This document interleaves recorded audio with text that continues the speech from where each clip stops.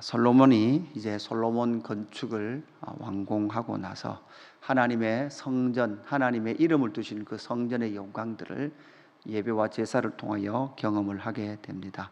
하나님을 경외하고 하나님을 예배할 때 하나님께서 그들에게 복을 주시고 또한 상호 축복하며 그 축복의 영광이 열방 가운데로 그렇게 전파되게 되는 것이 하나님의 계획이었습니다. 그래서 보니까 성전 건축, 기도, 축복, 그 다음 제사와 절기로 이어지는 이러한 솔로몬을 통해서 하나님께서 하나님의 영광을 이 땅 가운데 어떻게 나타내시는지에 대해서 우리가 말씀을 살펴보았고, 오늘 9장에서는 하나님께서 다시 솔로몬에게 나타나시는 장면입니다.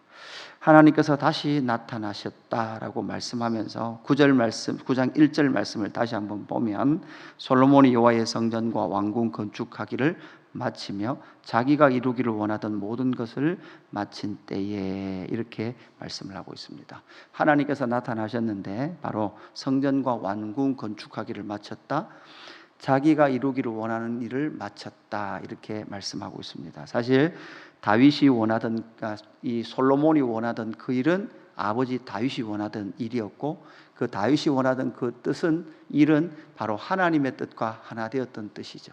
중요한 것은 이 솔로몬이 원했던 것 역시 누구도 원하셨던 일입니까? 하나님이 원하셨던 일입니다. 이 솔로몬의 뜻과 하나님의 뜻이 하나 되었을 그때에, 이렇게 말씀하죠. 그뿐만 아니라 2절에 보니까 여호와께서 전에 기브온에서 나타나심 같이, 우리가 잘 알듯이 열왕기상 3장 4절 이후에 보면 이제 솔로몬이 지혜를 구하는 그때 하나님께서 나타나셔서 무엇을 줄꼬라고 물었을 그때 이미 하나님께서 한번 나타나셨을 뿐만 아니라 이렇게 성전이 완공된 이후에도 이렇게 나타났다라는 것을 우리는 말씀을 통해서 만나게 됩니다. 세 번째는 3절에 보니까 또 이렇게 말씀하죠. 여호와께서 그에게 이르시되 내 기도와 내가 내 앞에서 간구한 바를 내가 들었다라고 말씀하죠. 그래서 8장 29절에 솔로몬이 기도를 시작하면서 하나님, 나의 기도를 들어주십시오라고 그렇게 간청을 하게 되고, 그렇게 기도하고 기도가 끝난 이후에 이렇게 하나님께서 내가 너의 간구를 들었노라라고 말씀하시면서 하나님께서 나타나셨습니다. 우리가 이 말씀을 잘 알고 있죠. 그러나 우리가 여기서 좀 조심해야 될 것이 있습니다. 어떤 것을 조심해야 합니까? 어떤 조건이 맞으면 하나님이 나타난다라고 일반화해서는 안 됩니다. 여러분, 우리는 이 솔로몬의 모든 과정들을 통해서, 이런 모든 제사와 절기의 영광을 통해서 우리는 만나야 될 것이 무엇입니까? 예수 그리스도의 복음을 만나게 되는 거죠. 여러분, 우리는 말씀의 실체이신 예수님께서 말씀이 육신이 되어 우리 가운데 오셨습니다. 그것은 하나님 아버지의 열심이고 십자가 복음의 은혜입니다. 우리 어떤 조건이 맞을 때 하나님께서 딱 나타나셨다. 그래서 우리가 조건을 맞춰야 된다는 것이 아니라 예수 그리스도를 믿는 것이죠. 그리고 이 나타나심 역시도, 또한 하신 말씀 역시도 우리는 이제는 기록된 이 성경 말씀 안에서 하나님을 말씀하시고, 이 성경을 통해서 우리 가운데 성령 하나님께서 감동을 주시고 은혜를 주심으로 말미암아 하나님은 하나님의 일을 해 가시고 우리 가운데 하나님의 뜻을 밝혀 보여주십니다. 이런 내용들을 우리가 일반화해서 신약시대 역시도 우리가 하나님의 그 조건을 맞추면 하나님께서 나타나신다는 것이 아니라 예수 그리스도와 또한 십자가의 그 복음의 은혜를 통해서 우리에게 주신 복음과 또한 이렇게 우리에게 남겨주신 진리의 말씀을 통해서 우리는 언제나 하나님을 만날 수 있는 거죠. 언제나 하나님의 말씀 앞에 서는 거죠. 그러니까 성경을 읽고 설교를 들음에도 불구하고 그것은 하나님 말씀이라고 생각하지 않고, 내가 원하는 그 답을 얻기 위해서 내가 무슨 조건을 맞추면 하나님께서 거기에 대한 답을 주신다라고 이 본문을 이 사건을 적용해서는 안 되는 것이죠. 그러면서 오늘 하나님께서 앞으로 이 모든 것이 하나님께서 원하시고 솔로몬이 원했던 그 모든 것이 다 이루어졌고 완성된 이때, 이제 하나님께서 이루실 그 통치를 너희가 어떻게 이루어야 될 것인가 라는 것을 우리에게 말씀해 주고 있습니다. 그래서 이것도 세 가지 한번 살펴보는데요. 먼저는요, 하나님의 눈길과 마음이 계신 곳 성전을 너희가 끝까지 향해라 이렇게 말씀하고 있습니다. 3절 후반절에 보니까 나는 내가 건축한 이 성전을 거룩하게 구별하여 내 이름을 영원히 그곳에 두며 내 눈길과 내 마음이 항상 거기에 있으리니 이렇게 말씀하고 있죠. 그러니까 앞으로 여호와의 통치가 이제는 성전이 완공됐고 영광의 구름이 임재하셨고 말씀하신 하나님께서 너희를 통치하실 건데 너희의 마음이 항상 내 이름을 두었던 이 성전을 향할 것에 대해서 말씀을 하고 있죠. 구약 이스라엘 백성들의 중심은 성전이었습니다. 하나님이 계신 그곳, 성전이 중심이라는 것은 하나님이 중심이다라는 것이죠. 하나님의 이름이 그곳에 있기 때문에 이스라엘 백성들은 언제나 성전 중심이어만 했습니다.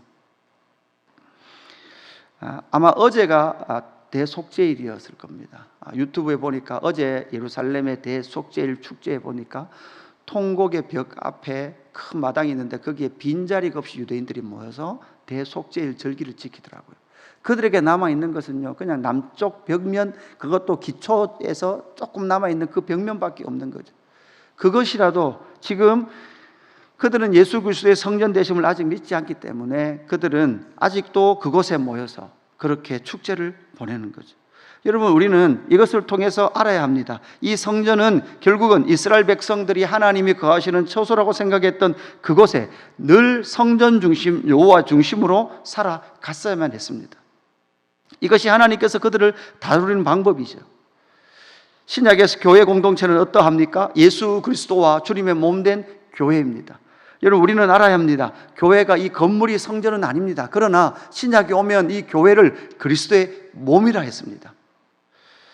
소위 반교회론자들은 목회자들이 교회 중심으로 살려고 만들어낸 이야기다, 지어낸 이야기다, 많은 사람들이 이게서 쏘갔다라고 주장할 만큼 지금은 교회 시대의 교회론이 무너져 가고 있는 시대입니다. 여러분, 우리는 다시 생각해야 합니다. 우리의 모든 삶은 주님의 몸된 교회 중심입니다. 말씀 중심입니다.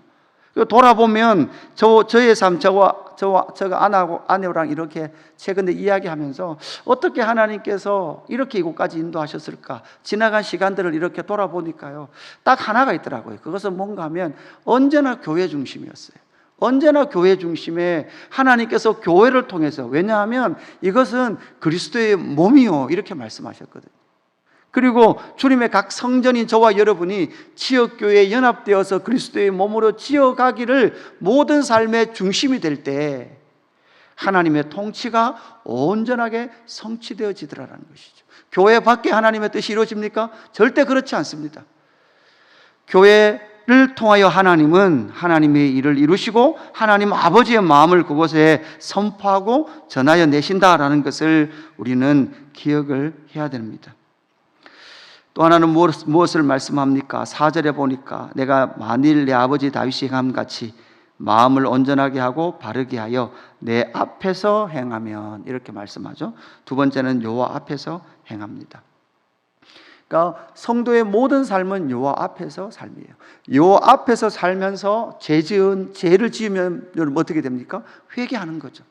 여호와 앞에 있어야 죄도 죄로 드러나게 됩니다.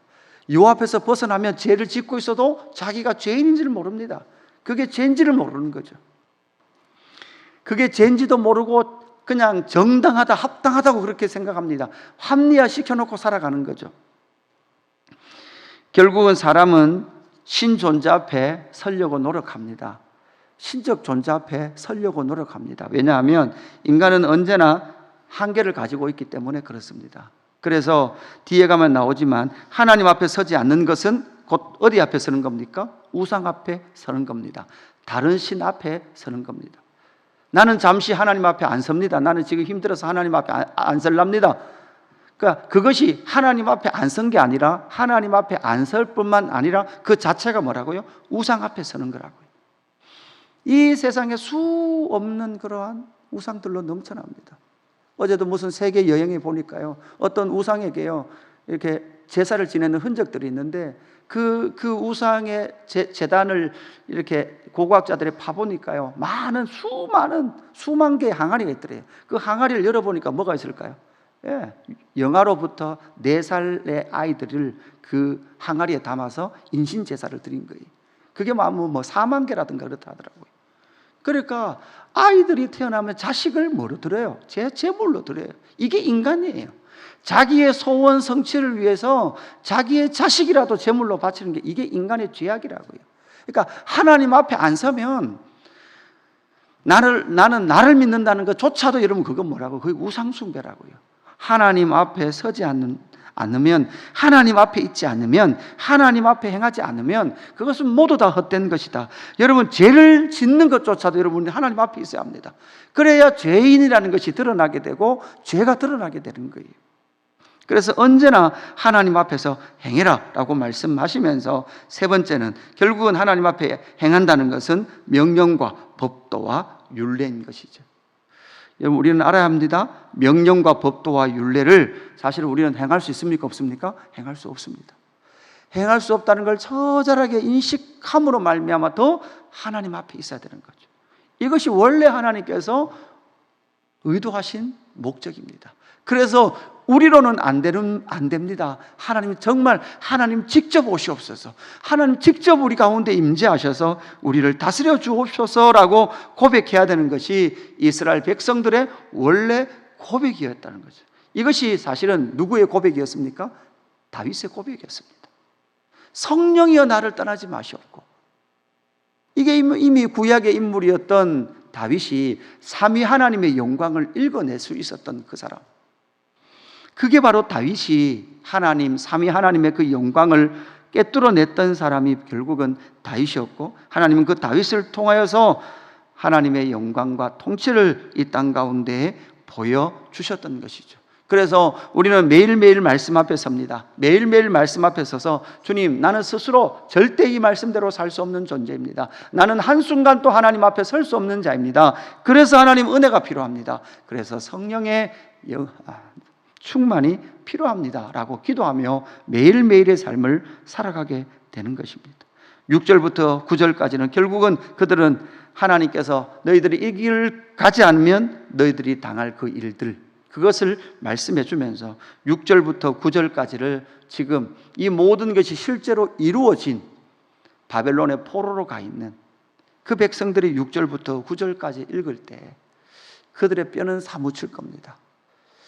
그들은 다시금 그들의 삶의 처지와 환경을 바라보면서 하나님 앞에서 그들의 죄를 자복하고 그들의 삶의 회복이 다시금 어디요? 9장 1절부터 5절까지 이 말씀들을 다시금 기억할 때 하나님의 회복의 영광들을 그들은 기대하게 되었을 겁니다. 오늘 우리에게 주신 신약 공동체에게 주신 하나님의 통치, 그 통치를 어떻게 담아낼 것인가? 여호와의 성전 중심으로, 그리고 여호와 앞에서, 그리고 명령과 법도와 율례를 기억하며 오늘 이 하루도 하나님의 통치를 담아내는 저와 여러분의 삶이 되기를 주님의 이름으로 축복합니다. 아버지 하나님 감사합니다. 바벨론 포로 그곳에서 하나님과 멀어진 그 백성들 가운데 통회하며 아파하며 그들의 삶을 살았던 그들에게 열왕기상 9장 1절부터 9절까지 말씀을 하나님 신약 공동체인 교회 공동체에게 오늘 또 들려주셔서 감사함을 드립니다. 하나님 다시금 여호와의 성전 주님의 몸된 교회를 바라보며 기도하며 나아가기를 원하오니 주여 우리의 기도에 응답하여 주옵소서. 오직 예수 그리스도의 은혜와 성령의 충만을 구하며 나아가오니 하나님 우리가 주님의 몸된 교회를 사랑하며 하나님 주님의 몸된 교회를 통하여 이루기를 원하는 그 뜻들이 하나님의 뜻과 하나 될 수 있도록 날마다 역사하여 주옵소서. 하나님 여호와 앞에서 행하기를 원합니다. 하나님 여호와 앞에 있을 때 내가 죄인인 것이 너무나 많이 드러나오니 주여 날마다 이 죄인됨을 확인하게 하시고 그 죄인됨이 확인된 그 순간 예수 그리스도의 십자가의 복음을 붙드는 우리의 삶 되게 하여 주옵소서. 하나님 내 스스로 하나님 어떤 말씀도 지킬 수 없사오니 오늘도 성령 충만을 허락하여 주옵소서. 성령의 은혜를 부어 주옵소서. 진리의 말씀이 온 성도 공동체 가운데 성취될 수 있도록 성령 하나님 역사하여 주옵소서. 하나님 인도네시아 팀 도착하여 하나님 또한 첫날 일정을 진행합니다. 성령 하나님께서 함께 하시고 하나님 그 땅에서 보이실 하나님의 영광을 기대하며 걸을 수 있도록 역사하여 주옵소서. 감사함을 드리며 구주 예수 그리스도의 이름으로 기도드리옵나이다. 아멘.